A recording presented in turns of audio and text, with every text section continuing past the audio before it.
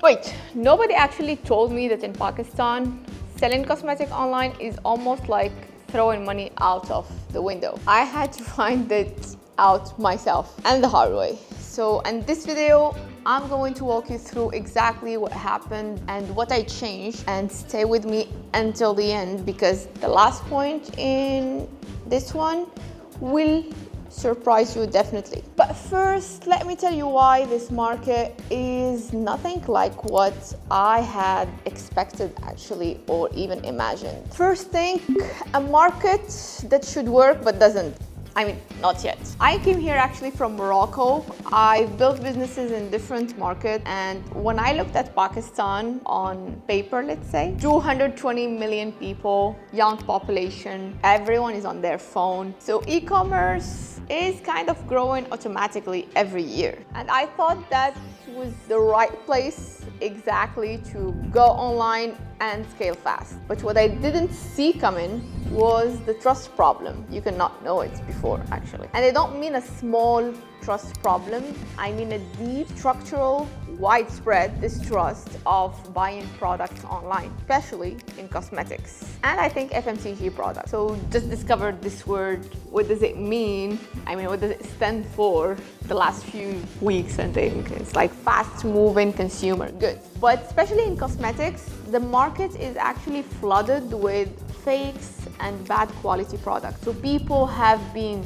scammed definitely many times. They've ordered something and received something else. It makes them actually completely uninterested in having such experiences. That experience doesn't just create an angry customer, it creates actually a skeptical market on a large scale. I don't experience this in Morocco and not even in the European market, but here when you don't just read about it, you actually experience it every day. Trying to sell, trying to convince, starting from zero, trust every single time. And to be honest, it's not easy to handle as a business owner. So once I understood the real problem, I had to make a decision, and it meant throwing my old strategies away. So let's move to the pivot.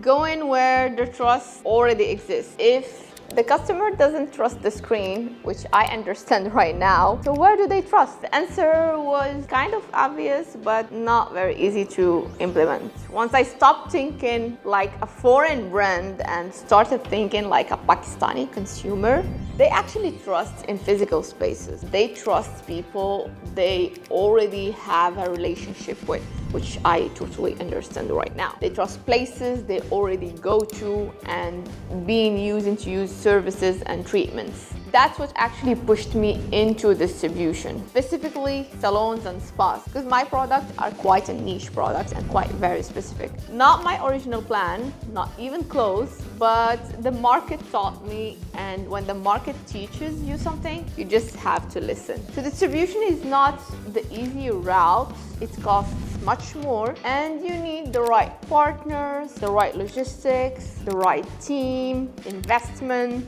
You have to be in it for the long game. But what it gives you that e-commerce cannot right now is one thing: it's credibility, physical presence, trust by association. And let me show you exactly what that looks actually in practice, because this is where things started to shift for us as a brand. Third thing is the proof. So we are now inside Aramish, which is one of the biggest spas in Pakistan and also one of the oldest one in Lahore.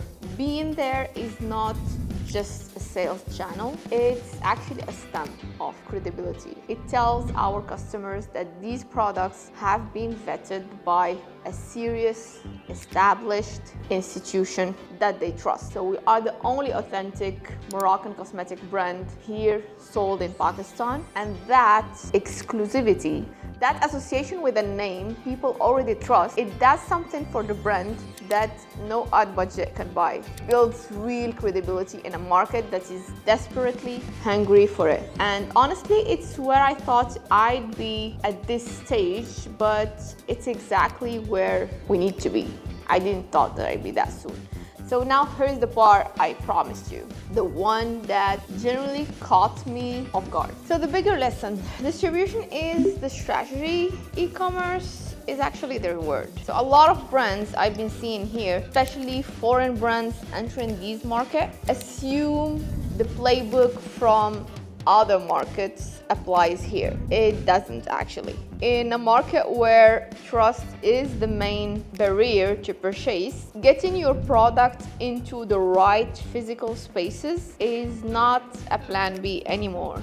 It is actually the main strategy. E-commerce comes always after. Once the customer has seen your product, touched it, try it, and trust it through a physical outlet, then they'll buy it online probably, but you have to earn that trust first. And right now in Pakistan, that trust lives in physical spaces, either we want it or not on a screen. I thought I was entering again a digital market. What I actually entered was relationship market. So we keep learning, and that changes everything about how we build and maybe how you build. So where does that leave us, and where does it leave you if you are building something here? So that was my experience actually. One brand, one market, figuring out as I go. But I believe the lesson goes beyond cosmetics. So any new and business or small brand in Pakistan right now needs to ask itself, where does my customer actually trust, and am I showing up there on the right moment? I would love to hear from you. Are you building a business here, e-commerce or distribution? What's working for you? Drop it in the comments. I read every single one, and share this with someone that maybe can be building something here in these markets. It might save him time and maybe some money. And if you're not subscribed yet, do it now. This is exactly the kind of content we keep making. Real experience, no filter.